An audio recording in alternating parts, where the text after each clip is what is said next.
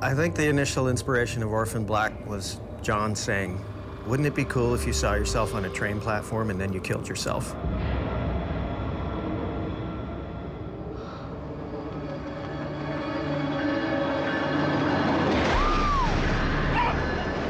We immediately cottoned onto that as an idea. And that's where we got our real start developing it. It's so bold, and it's so not like anything else that's out there right now. It's a bit of a suspension of your disbelief. Who is Elizabeth Childs? I don't know. She's a girl who looks like me. A girl with a pretty nice life. And I think that Graham and I got very excited about this because we loved the idea of seeing yourself in multiplicity. Let me guess. You're the smart one, you're the wild one. Would you believe we're clones? Bourbon rocks. You're physically identical, yet you've been raised entirely differently. Who does that make you? How does that make you similar? How does that make you different? That is not my responsibility. You have to find out where you come from, and it's life or death because someone's trying to kill you, kill all of you. How do you get along with one another? Let go, don't touch me. How do you cooperate? And hide your ugly face on the way out of here. Every time we talk about it, we get all revved up about it. Bitch. It's just so exciting. We get together and we talk about it for hours. We're clones. We're someone's experiment and they're killing us off. Is that helpful? Every time you meet a clone, you create another identity crisis. And that's pretty juicy drama for us. That's where we really get our character drama, is from very different people, genetically identical, butting heads. My husband is tied to a chair. Allison, you need to take a deep breath.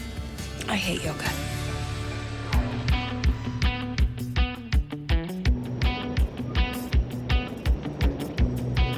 Huxley Station. Shit. Sorry. We really wanted an anti-hero, an ass-kicking anti-hero. But also, Sarah is someone with a lot of armor. She grew up rough, she's an orphan. She's learned how to protect herself. She described as a bit of a grifter. She looks disheveled. You think maybe she couch surfs, maybe she sleeps in the subway occasionally.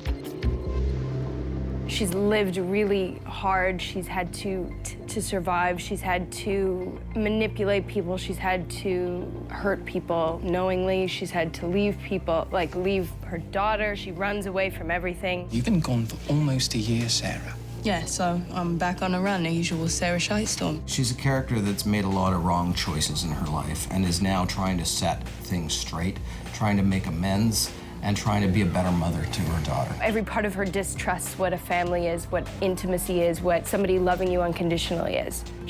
It doesn't compute for her. Every part of her being wants to be that mother for Kira, but no part of her knows how to do it. I missed you so much. I miss you too. Are you okay, Mommy? Yeah, I am now.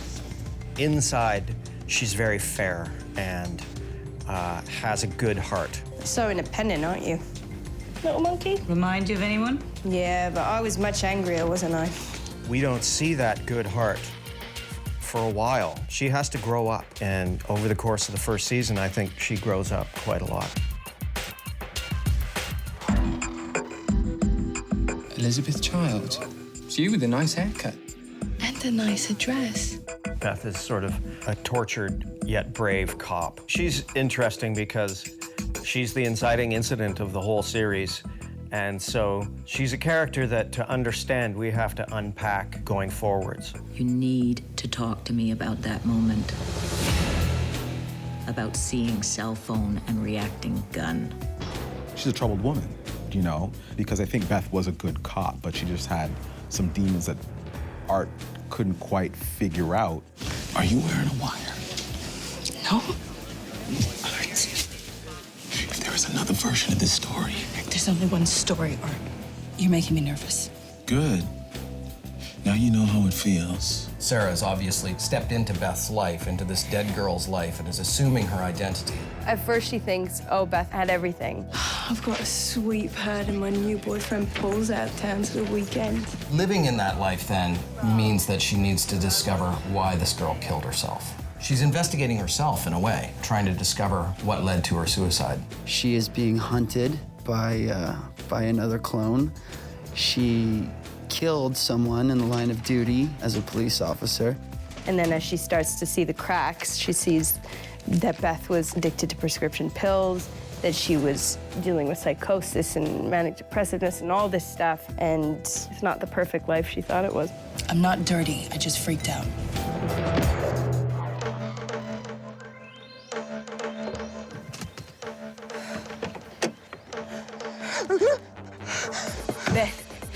Beth, why don't you respond to me? I'm Katja Ubinger, Beth. Yeah, I get it, the German. Katja came from Germany. Germany. And although she really kicks things off for us and brings some tantalizing and mysterious information, we don't get to know her very well before she gets bumped. You're not Beth. She kind of comes in to serve her purpose, which sort of pulls her in to the clone world, and from then on, she can't get out of it, because now the killer knows where she is. She's her red shirt. All right, I think it's time that you tell me what's actually going on. One thing we really like about the show is we have an international flavor. Italian? There is a European angle to this, as well as Americans, Canadians. The conspiracy is broad and multi-layered and multi-class and multi-corporation and multi-country. Allison Hendricks, Scarborough.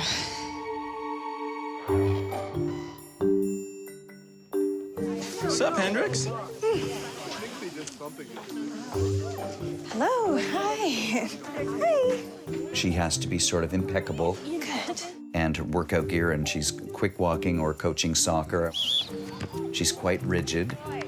And her idea of keeping this front always, everything's fine. Okay, oranges, guys. The other fun thing about Allison is that she's so completely opposite to Sarah.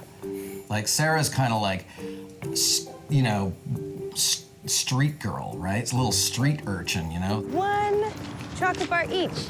And Allison is totally suburban, minivan, kids, husband, white picket fence, pretty uptight, very conservative. And then you stick those two together, have those two meet up, and that's, to me, I think it's hilarious. Oh, shit. You point a gun at my brother again, I will kick the living shite out of you. In my head, as Graham and I created this character, I was thinking about my sister, who lives in the suburbs, right? And so every time I think about Allison, I think, what would my sister do in this circumstance? I'm sorry, but she wants me to impersonate her in front of her own daughter. I think you need to step up here, sister. Well, I did just play a Nell in Steel Magnolias. It's terrible casting. It was actually very good acting. Felix, trust me, Sarah's no stretch. I got great reviews.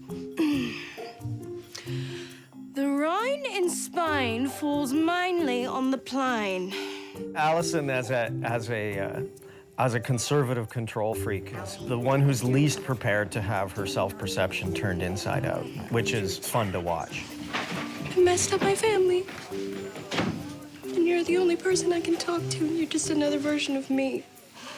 Come on. To have the most paranoid of them all be the most normal of them all is pretty rich. I'm not even a real person. And then it's really rewarding when she turns out to be right, that her paranoia was well-founded. I knew it. Well, how long have I been saying this? We're like lab rats in an illegal experiment. I love Allison because she's like all these parts of me that I want to pretend I don't have in me. Okay, you're gonna walk your sister to Ainsley's house and you're gonna stay there. But Mom! Yes, it's gonna be fun. No. So it's fun to get to play her because she's so nuts.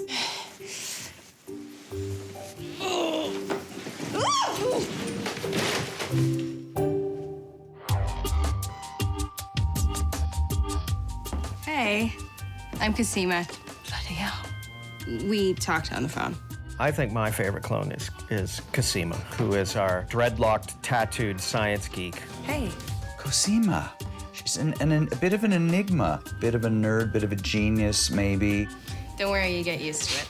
She has a bit of a West Coast, they said maybe Berkeley vibe. You smoke? You want one? No, just pot for me. Ooh, really? Yes, I'm from San Fran. Ooh, Casima's like life and ideas and humans and interaction and why and what can I learn from you and what can I teach you and this kind of life, like this excitement about life. Dude, that's complex. You must be really overwhelmed right now. Let me just try to backtrack this and explain it to you really clearly. She is loosely based on a friend of mine, also named Casima, also happens to be our science consultant from the very beginning of the concept. So you're the scientist the German was on about?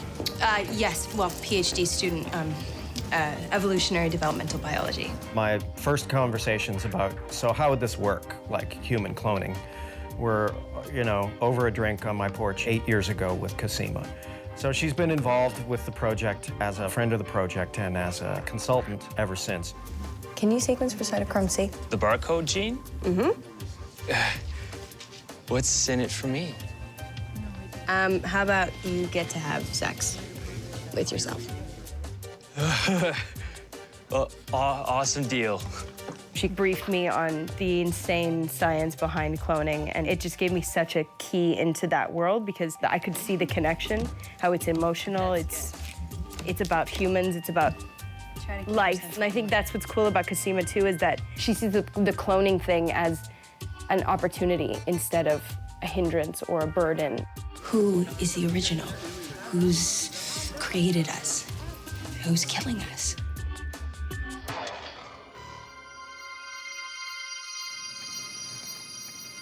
What happened to you? I don't know. I love being Helena. She's actually quite soft and beautiful, and not beautiful, but she's pure. Like there's a purity to her, but it's this beautiful, hideous collision. Stephen, our makeup guy, came to us with the concept of these cutter angel wings because we had scripted angel wing tattoos. And he came to us and said, wouldn't it be creepy if she was like a cutter and these wings were actually scarred, scarification? And we thought, wow, that really would be creepy. Can you show us what it might look like? So he built these prosthetics that go on. It's really effective, and it's very arresting. We finished makeup, and I thought it's a little bit Virgin Mary, a little bit Joan of Arc, a little bit an Archangel, a little bit a fresco, and we used all of those colors, and Sandy then placed the wig on Tatiana, who had just been made up, and I think gave us the nicest compliment that we can get as a hair artist or makeup artist, is that she said, I know who she is now. I know who this character is. I am the original. I am the light. She's just like an animal. She's so visceral. She's so animalistic. My favorite Helena scene is the scene where she sits down in Beth's desk in the office and she's pretending to be Beth, but she's doing a terrible job of it. And she's looking around and sitting in her chair, oh, this is what it's like to be Beth. And then she spots a half-eaten muffin on the counter. And I just love how Tat responded to this and just starts eating like her little monster. And I don't even remember if the muffin was scripted. At a certain point, the muffin was going to be cut, and we fought for the muffin. In a way, I kind of look at her as like she loves way too much, but she just doesn't know how to love. Let's have lunch. Lunch? I think she sees Sarah and is like, immediately like, oh my God, you complete me. There's something about you that makes me feel alive. You're different than the others. Yeah, I am. Stay back! For me, Helena's whole drive is love, and she just does it in the complete wrong way. Can you feel it? Don't you think it's time we admit what this is really about? We needed to find an actor who could pull this off and who was just as excited about this as we were, right? And we found her. So who is this girl? Our lead character is a chameleon, and Tatiana is a chameleon. Tatiana doesn't come to set as Tatiana, ever. She comes as the character. I mean, she really is. I mean, not that she's like all freaky-deaky or weird, you can still have a very fun conversation with her, but she comes with the energy of the character, and usually will even come with the voice of the character. It's pretty mind-blowing to watch her work. What's happened? A lot. It's fun. It's just fun seeing her play so many different roles and just seeing her get into character for each of these roles. I'm in awe of seeing what she's doing. How are we all related? We're not. Well, we are by nature. She's referring to nurture. Look, just give us the briefcase that you got from the German. I'm not giving you shit until you give me some answers. You don't rate answers. Tatiana Maslany is the real deal. How wonderful for me to be working with someone who has an incredible eye and incredible talent. And I just keep my eyes and ears open, hoping to learn, because there's a lot to learn from this girl. She's unbelievable. Can I borrow this? No, yeah, I don't know. Guten Morgen. Katja Obinger. The interesting thing about these characters is that I think there's a large part of me in each of them. It's good, isn't it? And a large part of myself is revealed in each of these characters. Action! I'm still just completely overwhelmed with gratitude about it. Like, yeah, it's a dream. It's a total dream. You're damn right.